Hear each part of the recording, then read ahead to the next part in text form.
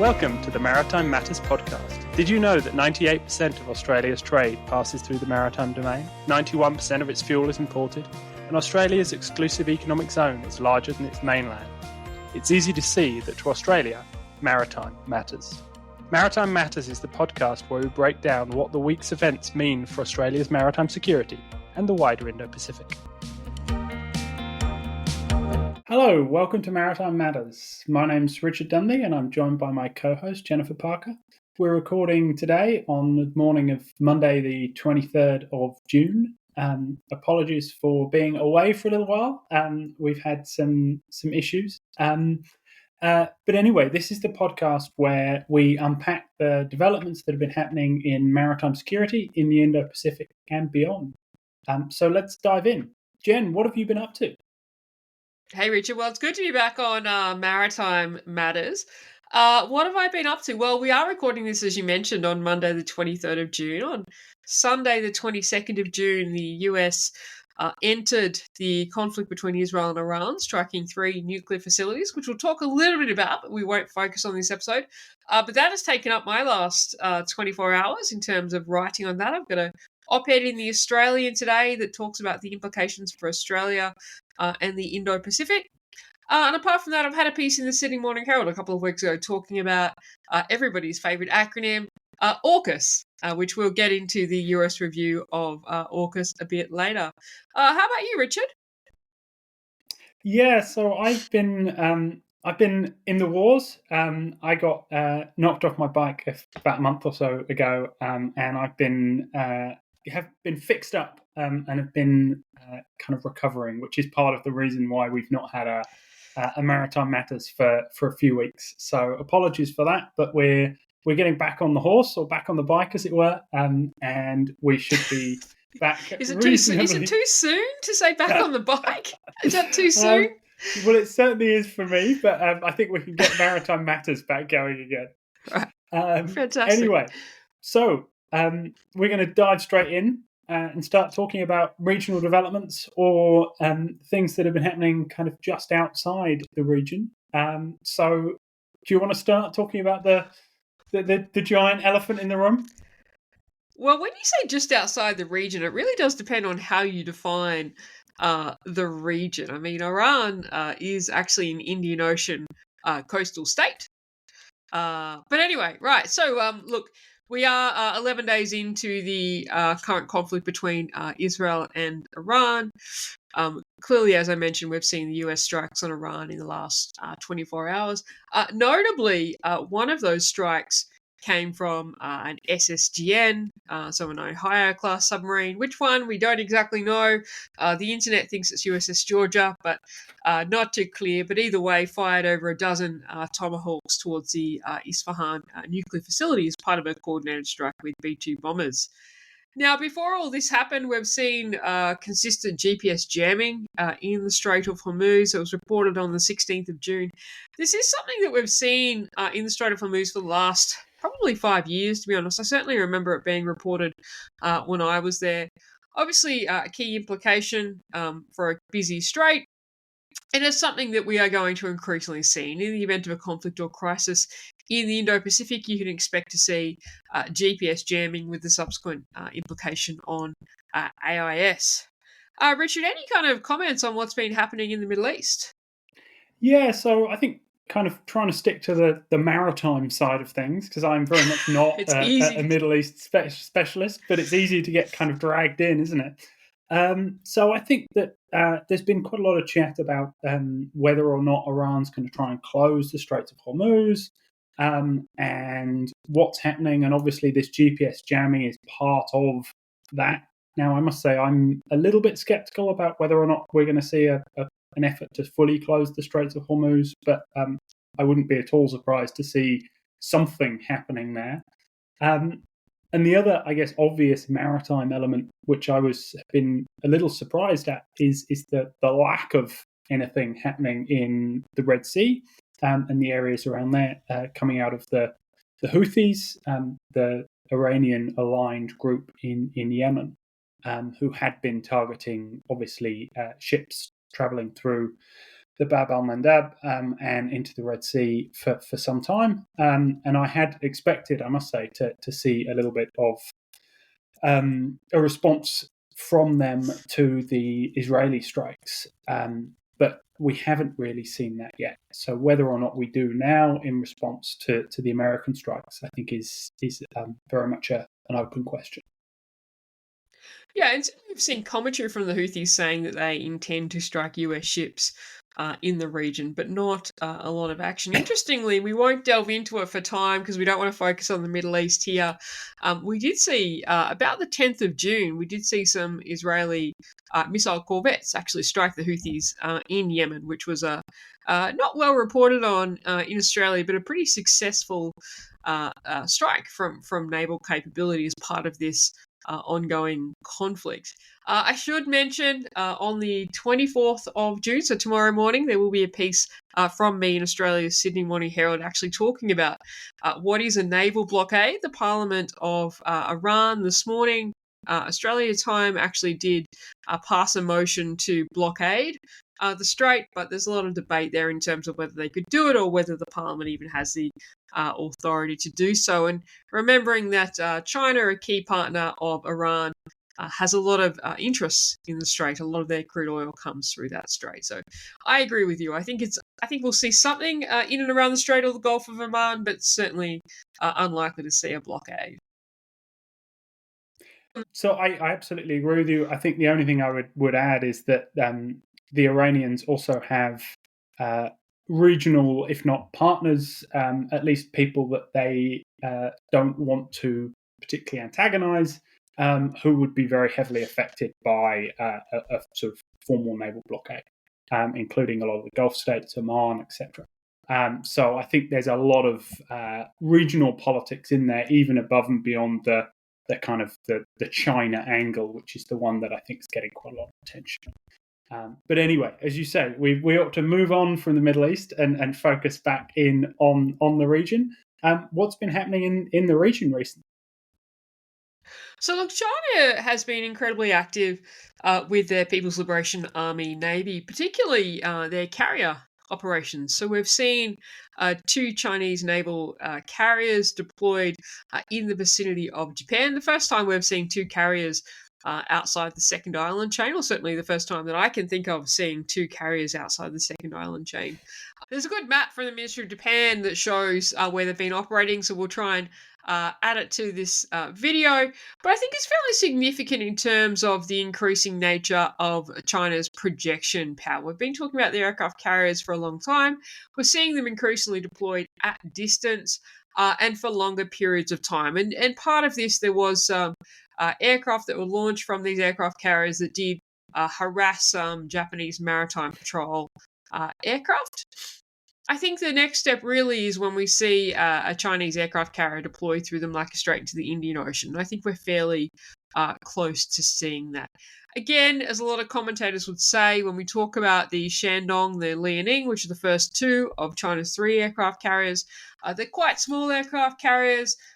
They are not the most capable in terms of the amount of sorties they can undertake, but still it is a significant capability that they are rapidly developing. What's your take? Yeah, so I guess I have 2 responses to this. The first is kind of yes, so what? We know the Chinese have been developing their aircraft carrier capability for a long time. This is just the next step in them doing so. They are increasingly building a blue water navy. They are going to be operating outside into the broad expanse of the Western Pacific. That is just part of what they are going to do. And I think that a degree of the response to this is exactly the type of concern that we saw when you saw the Chinese task force circumnavigating Australia, and even a little bit of the Japanese response, talking about the fact they sailed through the Japanese EEZ. Well, yeah, so what? I kind of feel like we need to acknowledge that warships operate on the high seas, and the Chinese have a right to do that.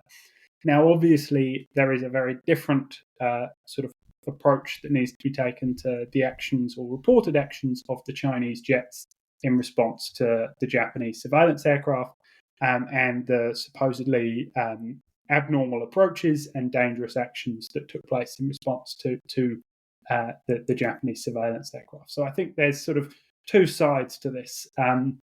But I absolutely agree with you that this is part of a growth, and I think it's not going to be that long before we see wider deployments by Chinese aircraft carriers, and it could be in the relatively near future that we see one operating not too far from the coast of Australia, which I think could be cause significant further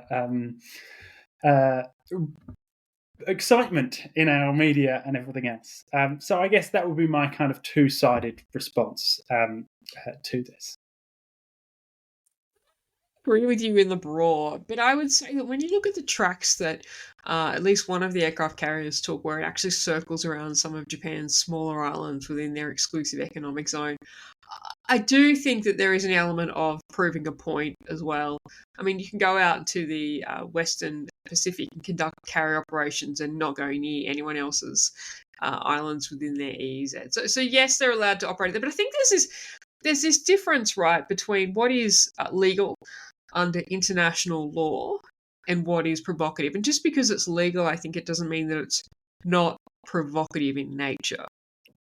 Yeah, I'm a little dubious about that kind of distinction, because then the Chinese could say exactly the same thing about FONOPs or international transits and exactly the kind of thing that we're going to be talking about in just a minute. So I think I like to see that there are things that are legal and there are things that are not. And yes, you use navies for signaling purposes, and you kind of have to take the rough with the smooth. And the Japanese have been known to do similar sorts of things themselves, particularly with their Coast Guard. So I'm a little bit less keen on the idea of us sort of saying, oh well, you shouldn't be doing things that are potentially provocative, because I kind of feel I'm not saying you shouldn't be doing things that are provocative. I'm not saying you shouldn't be doing things that are provocative. I'm just saying that you can do something that is provocative and still be completely in accordance with international maritime law. And I think, to your point with FONOPS, look, the FONOP program is a long-standing US program. We've talked about it for a long time. It goes back to the 70s. It involves a whole heap of elements. But there are some elements of it that you could argue are provocative to the coastal state, consistent with international law. So I'm not taking a double standard there. I just think that when you look at the tracks of some of these aircraft carriers, they were designed to elicit a response. Yeah, fair enough. Anyway, speaking of other things designed to elicit a response, what's been happening in the Taiwan Strait? Yeah, so it seems to be pretty much every day, every week at the moment, we're talking about a further surge of Chinese activity in the Taiwan Strait. Earlier this week, or end of last week, the Taiwanese Ministry of Defense indicated that it detected more than 70 Chinese military aircraft around the islands in the past 24 hours. And this was sort of, I guess, another surge of Chinese activity. It's not the highest point of Chinese activity, but it is just, I guess, a continual sort of increasing baseline of Chinese military activity, both aerial and naval, in the waters around Taiwan. And yeah, I guess it's one of those sorts of things where it does fit in with what I think it was Admiral Paparo said about the kind of the boiling the frog analogy of just gradually increasing Chinese activity up until a point where you don't necessarily see any particular step change, but it is just a sort of a ongoing kind of escalation. So I think it's just one of those things that we're going to continue to see more and more of, and I can't see any obvious easy response to it. Yeah, look, I agree. And I think certainly it is seeking to normalize these large amounts of Chinese military aircraft and naval ships in the vicinity of Taiwan. I think, one, to reduce their responses, but two, sorry, reduce Taiwan's responses, but two, to, I guess, uh, the more it's normalized, the less there is significant indications and warnings of when there could be a potential attack. And we've spoken about this before. I'm not a huge fan of the 2027 window concept, but I do think that um, it is a conditions-based thing about whether China would seek to invade Taiwan. I'm not sure whether they've made that decision, but I think that this is part of normalizing the surge of military forces around Taiwan, which would reduce the indications and warnings of a potential attack. Yes, and carrying on the Taiwan Strait theme, there have been a couple of transits which have been reported recently. HMS Spey, the British offshore patrol vessel, which is permanently deployed to the Indo-Pacific, transited the strait following an exercise with the US Coast Guard. And it's also been recently confirmed that a couple of weeks earlier, a Japanese destroyer also transited the Straits. Now, the Japanese are relatively cautious about their public sort of statements around their transits, so that's why it's taken a little bit longer. But the fact that that was also confirmed by Japanese officials, I think, is noteworthy. The UK government came out with a pretty sort of bog standard boilerplate type of statement about the fact that Spey's transit was fully in accordance with UNCLOS and international law. And this came in response to a equally kind of boilerplate statement by the PLAN saying about how the transit was undermining peace and stability. But they also said that they dealt with it effectively. Now, I would assume that meant that there was an escort for HMS Spey through the strait, but we don't know any of the details of that quite yet. But I think it's noteworthy that the British government has decided to conduct a transit. There was one a couple of years ago, I think, as part of the carrier strike group when HMS Prince of Wales was out in the region, but the UK is not regularly doing these sorts of things, and so I think it's quite noteworthy that the British have decided to do this now. I think you can have a range of potential views on why that might be, but I think it is noteworthy. Yeah, it is noteworthy. It is the first one since 2021. I think it was the Queen Elizabeth that was out here in 2021. The Prince of Wales is on her way. Did I say Prince of Wales? You did. Dear. You did. I meant the Queen Elizabeth. I'm all over the shop at the moment. You have a justification to be. Look, yeah. So they conducted one in 2021. I think it was interesting given the recent strategic defence review released by the UK, which talked about NATO first, and there has been a lot of questions about what does this mean for the Indo-Pacific. I think there is a debate internally in the UK at the moment about whether they will continue to permanently base the two offshore patrol vessels out here, which were meant to be replaced by Type 31 frigates in the future. But I think that is probably unlikely at this point.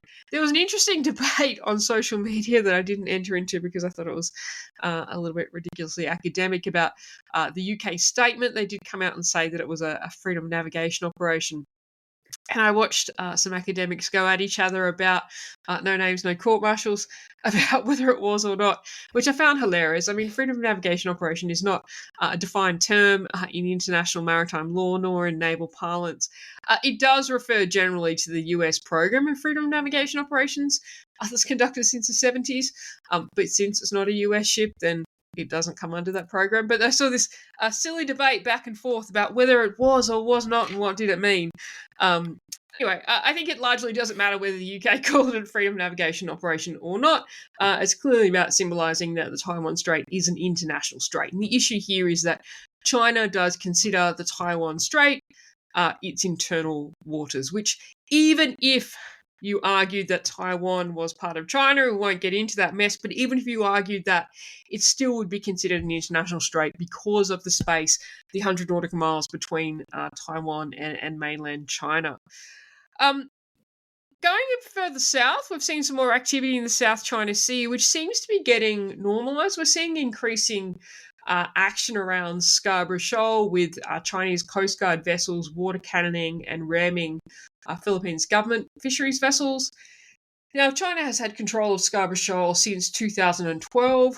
What's sparking this now? Look, it's not clear whether the Philippines are being more assertive around Scarborough Shoal or whether China's being more assertive. Of course, Scarborough Shoal is about 120 nautical miles from the Philippines. It's well within the Philippines exclusive economic zone and was subject to the 2016 arbitral tribunal.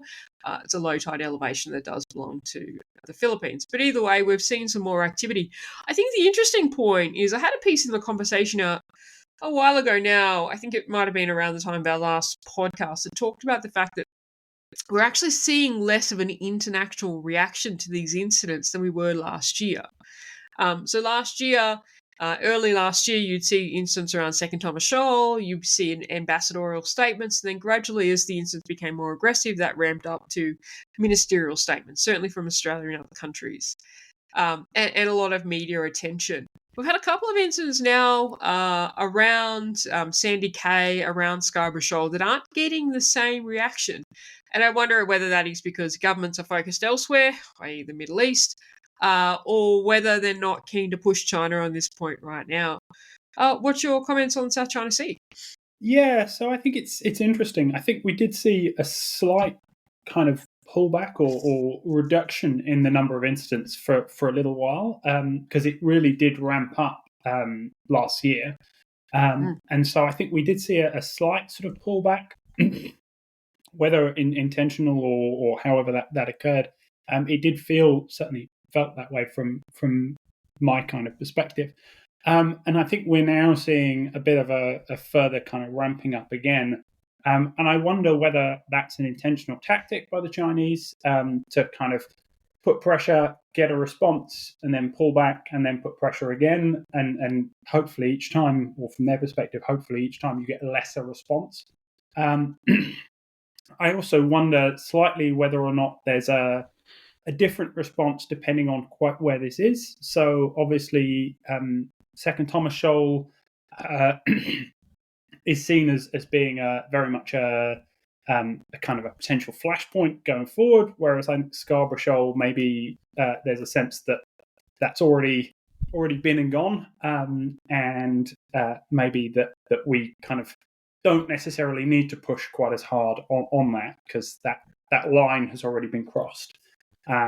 So I think it's interesting to see, but I think you're absolutely right that governments are focused elsewhere, and there's certainly not the same kind of coherent, I think, messaging coming from the United States, from Japan, from Australia, that we saw earlier last year, and whether or not that's a lack of coordination coming out of the governments as well, I think is also worth keeping in mind. That I'm not sure there's whether or not the level of coordination, communication, etc., is quite where it was. But again, that's pure speculation. Yeah, well, I mean, certainly something has changed. You may well be right. Now, speaking of other things that have changed, we actually did see in the last week, so on the 20th of June, we saw the Australian Department of Foreign Affairs and Trade actually come out and announce sanctions on 60 Russian Shadow Fleet tankers, which I thought was interesting. The first time Australia has done this. A number of countries have done this, including the US and the UK. The UK has announced a number of rounds of sanctions this year on shadow tankers, but it's the first time Australia has really paid attention to it. Of course, we know that the Russian shadow fleet, look, it's hundreds of tankers that are shipping crude oil around the world. Generally quite old tankers, often unseaworthy. There's been some environmental issues. There was one, actually, the Perrier, that actually malfunctioned in the Bosphorus, closing the Bosphorus for all traffic. So it's a popular ship. But there's been a number of pollution events as well. So I think it's significant that Australia has come out and done this. Now, how many of these tankers are actually seeking to enter Australian ports? Look, it is not many, I would suspect, but I think the effort of actually identifying 60 of the Shadow Fleet tankers that Australia chooses to sanction and joining some of our key partners, including the UK and the US, in this is significant in itself. What's your take? Yeah, so I would suggest it is largely performative. I don't think that there's actually a lot of engagement of shadow tankers in our region.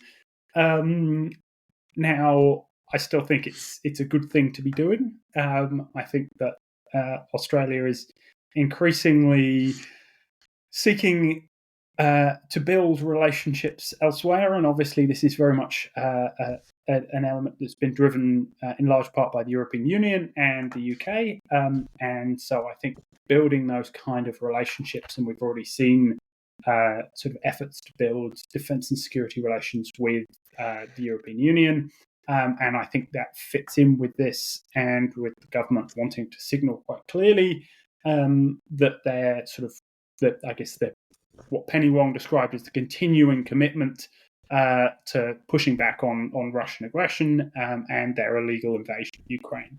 So I think in that respect, it's great. In terms of actual consequences, I suspect it will be relatively limited. But signalling matters, and I think it's important that we're doing it. I agree. And I think, stepping outside of the maritime domain for a second is part of an increasing trend. You mentioned the discussions around an Australia-EU Defence Pact.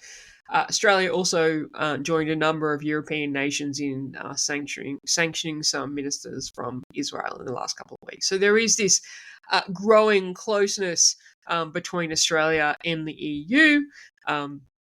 What is driving that? Well, you can assume what is driving that.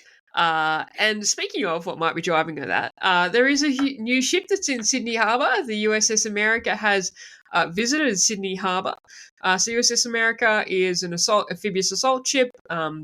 It was commissioned in 2014, carries 3,000 sailors and Marines, and this one has deployed with a bunch of F-35B Lightning aircraft.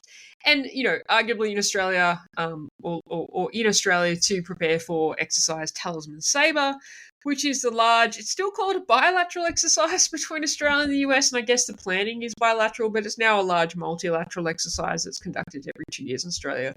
This year it'll be conducted between July and August, and the reporting says over 30,000 personnel with 19 nations set to participate, including a segment which we discussed in a previous podcast occurring in Papua New Guinea.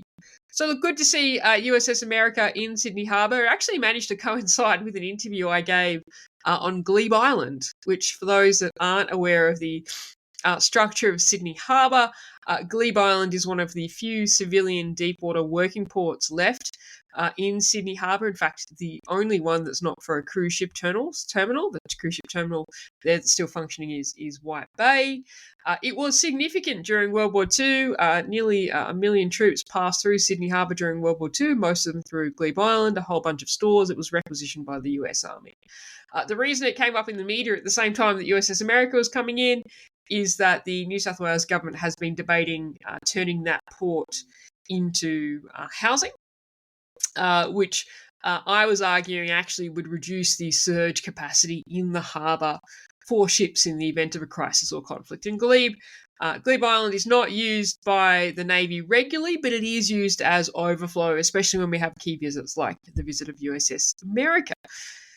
What is your comments on USS America, Talisman Sabre, or Glebe Island? Oh, well, I guess I would merely say that in terms of signalling, I've always quite liked the signalling value of ships' names, and I think that there's something quite notable and quite poignant. And I'm sure it's not necessarily part of the planning, but the arrival of USS America into Sydney Harbour at a particularly, I guess, not difficult, but a moment in Australian-American relations where there's perhaps things have been better, I think is quite noteworthy. And I think there is often value and import in ships' names for wider sort of signalling purposes, and even beyond the value of the ship and the asset and the crew and everything else that's there in terms of building those kind of relationships, interpersonal relationships. I think there's something quite nice and noteworthy about the arrival of USS America into Sydney Harbour. And on that little niche note, I guess shall we move on to capability, or do you want to jump in there? Because I've got a niche note that I'm going to impress you with. I'm going to impress you with my history. But before that, I'm just going to make a quick comment. I'm not sure that the Australia-US relationship has actually fundamentally changed whatsoever. Now, I know that we're about to delve into this, and I know that there's a will they, won't they. President Trump and Prime Minister Albanese have a date at some point that seems to occupy the Australian media. But at the practical level, I don't actually think anything has changed. But on my history point, I'm going to impress you. Did you know, this is not the did you know, but did you know, actually 102 years ago yesterday, HMAS Australia was commissioned in the UK. So on the 21st of June 1913. So thinking about capital ships that are named after their country and the symbolism that shows. Now, unfortunately, HMAS Australia ended up having a sad end, being scuttled after World War One. But there you go. I'm impressing you with my naval history knowledge. Absolutely. And HMAS Australia may have been scuttled, but she did her job. So I think she was a very successful ship in many ways. But we're not going to discuss the battle cruiser HMAS Australia. Instead, shall we dive in and talk about the US AUKUS review? We might have some elements of disagreement here, Jen. Well, the new versions of capital ships, right? Virginia-class submarines. Absolutely. I don't think they are, by the way, but it's the way that we do talk about them. So, well, it's not even correct to say the US have announced an AUKUS review because they haven't announced anything, but it leaked into the media, intentionally, I'm certain, by the US Department of Defense, but it leaked into the media through FT around the 12th of June that the US is conducting a 30-day review of AUKUS. Now, when I say the US, the Pentagon, specifically the Undersecretary for US Defense Policy, which is Elbridge Colby. Elbridge Colby, as the Undersecretary for US Defense Policy, is also conducting what is the Accelerated National Defense Strategy Review for the US, which is the US release a national defense strategy every 4 years, so due in 2026. But in May this year, the US Secretary of Defense, Pete Hegseth, announced that it would come forward to August this year. Now, the US AUKUS review did take the Australian media by storm for about 48 hours, which is great. A couple of busy days for me, and I had an op-ed in the Sydney Morning Herald talking about it. And I guess my kind of position on it is, look, AUKUS is obviously a complex, ambitious program. As I've said a million times, I feel like this is my strapline. It won't always go to plan. It won't always go on time. That said, some of the alarmist headlines in Australia of, should Australia scrap AUKUS because the US are reviewing it and things like that, I think are over the top. Nothing really has fundamentally changed on this point. In my view, we'll see what comes out of the review. But when you look at the comments from the current administration on AUKUS, and you look at the comments at the G7 by Keir Starmer, who discussed AUKUS with Donald Trump. Now, we can read a little bit too much into that, but he stood there next to Donald Trump. He said, AUKUS is a good thing. We're progressing towards it. Donald Trump said, yes, we believe in the alliances. He didn't mention the term AUKUS. But and when you look at what the US is getting out of it, I can't see the review fundamentally changing anything. What's your take, Richard? So I'm a little bit less sanguine about this than you are, and I think that's kind of generally been the case with us. I broadly agree with you. I think, and particularly, I agree with the approach and the lines that you've taken about the fact that AUKUS is generally a pretty good deal for the United States, and therefore, as long as the United States is able to recognise the benefits that come from that, then I think that they should go along with the deal and continue with the deal. I do have some concerns. One of which is fundamentally, I am less convinced that the US government is able to recognize the things that are, from, I guess, standing back, appear to be in their interest as perhaps they might have been previously. I think you can only look at the seeming disconnect between their economic policy and their defense and security policy, and the way they're pulling in very, very different directions, to see some of the challenges that are there. But I think you're right to focus on the idea that this is a Department of Defense review, and the degree to which the White House and Trump is involved in this, I think, is still unclear. But I do have some quite significant concerns around the way the review was framed, the fact that this information was leaked, the way the information was leaked, and about what is driving this. And I think it seems reasonably clear, and there was reporting only in the past day or so about Colby and others putting extreme pressure on Japan to increase its defense spending. And the Japanese have cancelled the 2+2 meeting that was supposed to be taking place between the United States and Japan as a result of that pressure. And I really struggle to see AUKUS not being used by the United States as a lever to try and get additional Australian defence spending. And I think that is, whatever your view on whether or not Australia should be spending more on defence, and I think we're probably both in agreement that it probably needs to, the idea of being effectively blackmailed into doing so by your supposed strategic partner is not a great place to be for anyone. So I could see some real potential challenges, and even if it's, and again, there's been quite a lot of reporting about the idea of the Americans basically asking for more money into their submarine and shipbuilding industry. And I think anything that smacks of the Americans effectively trying to use AUKUS as leverage over the Australian government will be hugely damaging longer term, even if it doesn't damage AUKUS in the short to medium term. I think AUKUS is a deal more than pretty much anyone else that's built on trust. It's a relationship that and an agreement that can only happen because of this level of trust. And I think that anything that is seen to kind of undermine that could be really, really damaging, both on a kind of government-to-government level, but also in terms of popular opinion. But do I think that this AUKUS review is going to lead to the whole thing falling apart? No, I don't. Not in the short term. But I do think that there's some pretty significant risks. That would be my tuppence.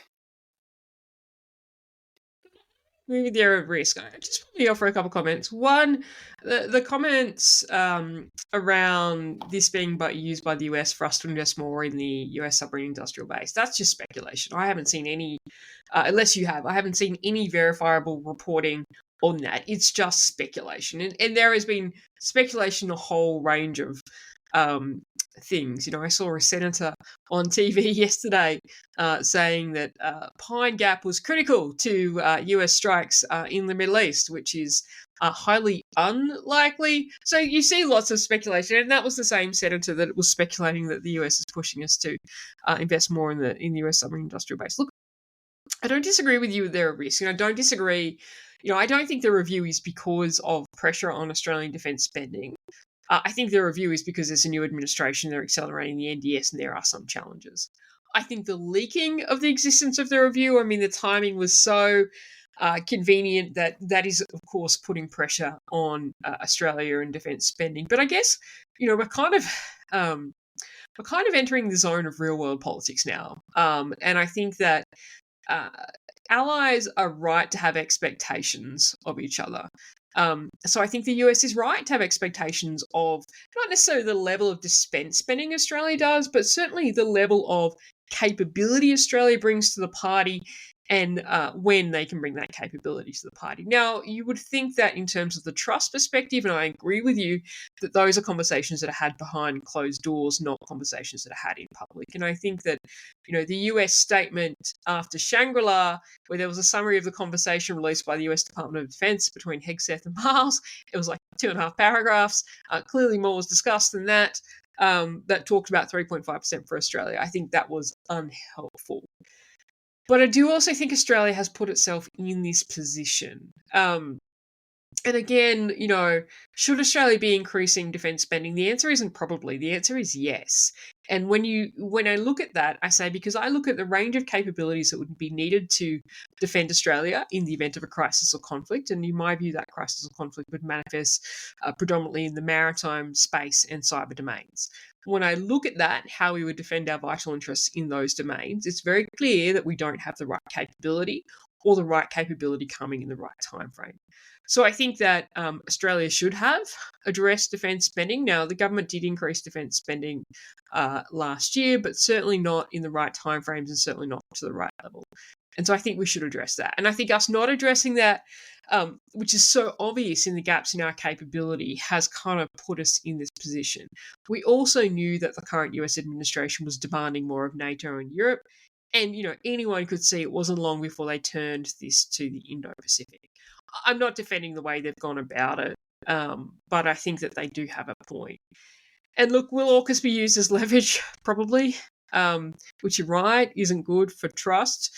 But I don't think that will fundamentally bring AUKUS undone. And even though, I think there is a big difference between the sentiment we see in the media, and you see a media article every single day that says AUKUS is failing, or AUKUS is sinking was the line a week ago. But yet, despite that, the recent Lowy poll showed that more Australians support AUKUS than don't. So I think there is a disconnect between the media headlines, which people think are driving the conversation.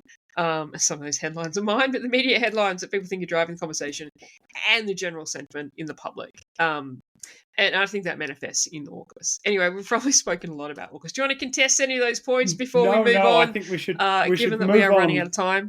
And talk about another level of defence spending, Indonesian defence spending, and how limited Indonesian defence spending is, with some quite large aspirations. Yeah, so we're seeing a lot. Naval News has been a good resource for some of this stuff about Indonesian capability. We know that Indonesia is scoping new submarines. In fact, there was some discussion in the news a couple of weeks ago about China making an offer to sell some submarines to Indonesia. But we've seen in the last week some conversation about Indonesia's aspiration to potentially buy an aircraft carrier. Not just any aircraft carrier, a decommissioned Italian aircraft carrier, which is called the Giuseppe Garibaldi. I think that's right. But anyway, something like that, put an Italian accent on it.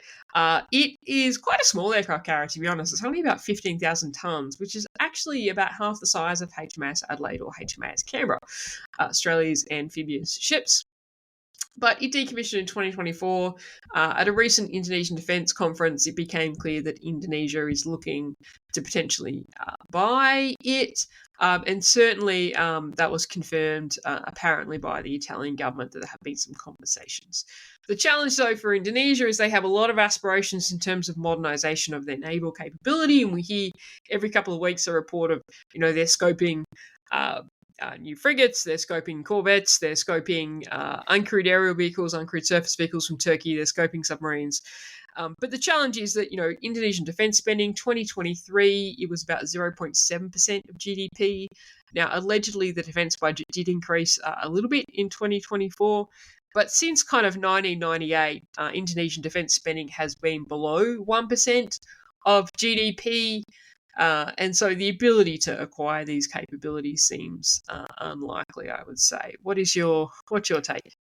I am constantly amazed by Indonesian defence acquisition programs. Their ability to pick and choose the most bizarre sets of capabilities remains something of a shock to me. their aircraft, their fighter aircraft fleet is remarkable for its diversity, and their approach to naval acquisition seems kind of broadly similar. Although I suspect a huge amount of this is talk, and how much of it will actually ever translate into reality, I have my doubts. But particularly because new President Barroso, whilst he is by all accounts interested in greater defence spending, a significant chunk of that will go to the army, and he is seen very much as being more kind of land-centric than perhaps his predecessor. So I think that for all of the chat, I would take most of these headlines with a very, very significant pinch of salt before we see an Indonesian aircraft carrier operating fast jets and UAVs in our near region anytime soon. I think it is unlikely, but maybe that's just the cynic in me. No, I agree. I mean, even if they did acquire it, I mean, when you look at the vessel could have a key radar role, to be honest. But I mean, even if they did acquire it, I can't see them acquiring another fleet of jets to put on it. So I do agree with you. Now, also on the capability train, we've had some news out of the US about the uncrewed surface vessel programs, both the medium and large uncrewed surface vessel programs. Richard, do you want to talk about that? Yes. So out of the Government Accountability Office, a report was released earlier this month, which indicates that the two major American LUSVs, so unmanned or uncrewed surface vehicle programs, LUSV, which is for large ones, and MUSV for medium-sized ones, are being basically smashed together into a single program. And they are further pushing back the date of any likely capability acquisitions, certainly in terms of something becoming operational. Now, this doesn't come as a huge surprise. There was leaking, or not leaking, but reporting of similar kind of statements earlier in the year.